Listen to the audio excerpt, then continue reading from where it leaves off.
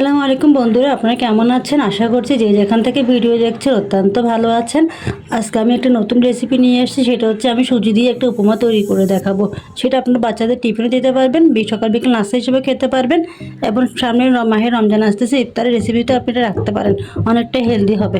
তো বন্ধু দেখিয়ে দিচ্ছি, আমি এখানে প্রথমত আমি একটি পাইপ্যান বসিয়ে দিয়েছি চুলাতে, দিয়ে দিচ্ছি পর্যাপ্ত পরিমাণে সামান্য করে সয়াবিন তেল দিয়ে দিব। এটা আমার আগে নাস্তা বানানোর তেল ছিল, সেটি আমি ব্যবহার করছি এখানে।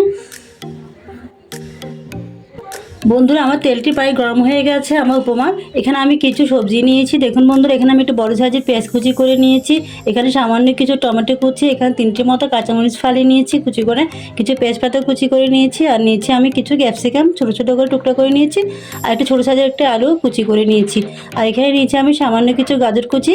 প্রথমত আমি একটু পেঁয়াজটা একটু হালকা নরম করে নিচ্ছি, দিয়ে দিচ্ছি পেঁয়াজ কুচি।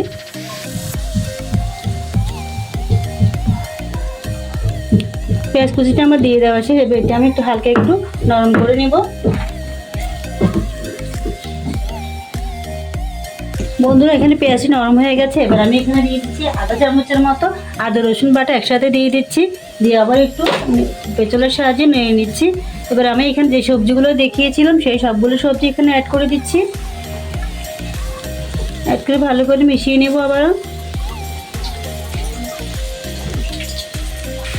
বন্ধুরা এবার আমি দিয়ে দিচ্ছি সামান্য পরিমাণ আধা চামচের মতো সয়া সস এখানে অ্যাড করে দিচ্ছি, আর দিচ্ছি বন্ধুরা এখানে আমি সামান্য 1 চিমটির মতো হলুদ গুঁড়ো, 1 চিমটি মরিচের গুঁড়ো, আর 1 চিমটি গরম মশলা গুঁড়ো নিয়েছি, এবার দিয়ে দিচ্ছি এখানে। দিয়ে এগুলো ভালো করে মিশিয়ে আমি কষিয়ে নেব।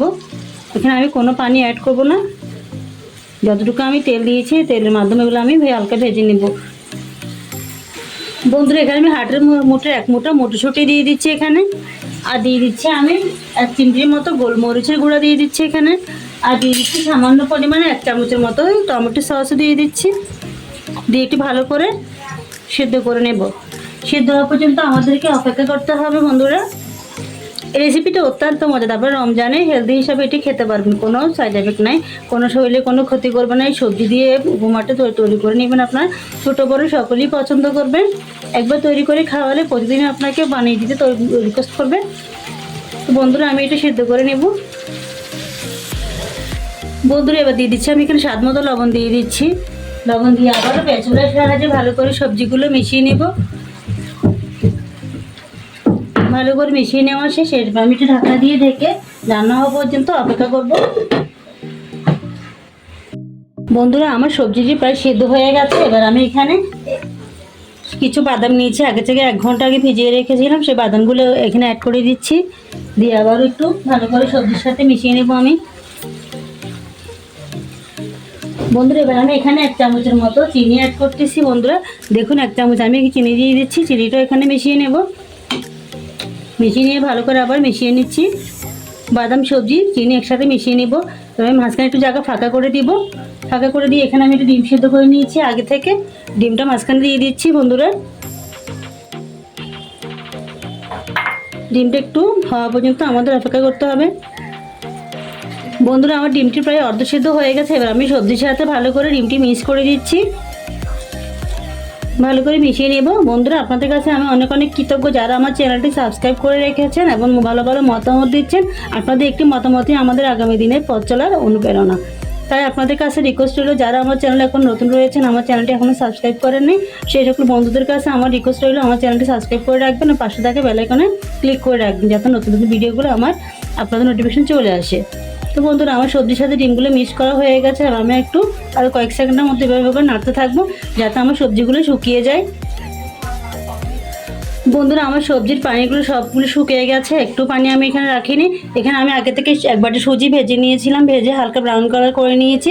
এবার আমি অল্প অল্প করে সুজিটা এখানে অ্যাড করে দেব, একসাথে সব দিয়ে দেওয়া যাবে না, দিয়ে আবার ভালো করে আমি মিশিয়ে নিচ্ছি। এভাবে আমি অল্প অল্প সবগুলো সুজি আমি এখানে অ্যাড করে দেব, একসাথে আপনার ভুলও দিতে যাবেন না, অল্প অল্প করে এটা মিশিয়ে নিতে হবে। এবার আমি আবারও আরেকটু সুজি অ্যাড করে দিচ্ছি এখানে, দিয়ে ভালো করে মিশিয়ে নেব। এবার আমার বাকি সুজিটুকু আমি দিয়ে দিচ্ছি, ভালো করে ছড়িয়ে দিচ্ছি, ছড়িয়ে দিয়ে ভালো করে আমি এটা মিশিয়ে নেব, অনবরত নেড়ে এটা ভালো করে মিশিয়ে নিতে হবে। বন্ধুরা এবার কিছুটা ধনেপাতা আমি ছিটিয়ে দিচ্ছি। প্রায় হয়ে গেছে আমার সুজির উপমাটি হয়ে গেল, বেশি সময় লাগেনি, কম সময়ে আপনারা রোজাতে ভাজা পোনা না খেয়ে সুজির উপমা তৈরি করে খেতে পারেন। এটা অনেকটা হেলদি, ছোটো বড় সবাই খুব পছন্দ করবে। তৈরি হয়ে গেল আমার মজাদার আজকে সুজির উপমা। আমি নেড়ে চেড়ে আপনাদেরকে দেখিয়ে দিব কেমন হয়েছে। বন্ধুরা ঝটপটে তৈরি হয়ে গেল আমার আজকের সুজির উপমা। এই উপমাটি যেমন ঝরঝর রয়েছে, দেখতে যেমন সুন্দর রয়েছে, খেতে অত্যন্ত মজাদার। আপনারা একবার হলে রেসিপি দেখে এটি তৈরি করে খাবেন, নিজেরা বুঝতে পারবেন কতটা মজাদার হেলদি। তো বন্ধু যদি ভিডিও যদি ভালো লেগে থাকে একটা লাইক দেবেন, কারণ জানাবেন কেমন হয়েছে। আর যারা এখন আমার চ্যানেলটি সাবস্ক্রাইব করে দিবেন, আর যদি পাশে থাকে বেল আইকনে ক্লিক করে রাখবেন যাতে নতুন নতুন ভিডিওগুলো আপনার নোটিফিকেশনে চলে আসে। তো বন্ধুরা ভালো থাকবেন, আজকের মধ্যে বিদায় নিচ্ছি। দেখা হবে আবার নতুন ভিডিওতে। আল্লাহ হাফেজ।